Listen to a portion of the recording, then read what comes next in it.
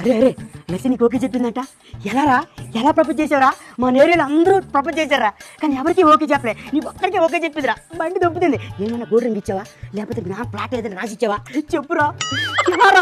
అసలు ఏం జరిగిందంటే లస్సీ, నీకు పువ్వు ఇచ్చి ప్రపోజ్ చేసే వాళ్ళని చూసాం, బంగారం ఇచ్చి బంగారం అని పిలిచే వాళ్ళని చూసాం, కానీ నువ్వు నా లైఫ్లో చాలా రేర్. అందుకే నీకోసం ఇదిగో ఇసుక సాక్షిగా చెప్తున్నా, నువ్వే నా ఇష్క్. I love you. ఇసుక ఏమన్నా ఏపీలో చాలా వాల్యుబుల్. నా మనసులో నీ మీద దాచుకోలేనంత ప్రేమ, మా ఇంట్లో లెక్కలేనంత ఇసుకుని. ఓ అదేనా?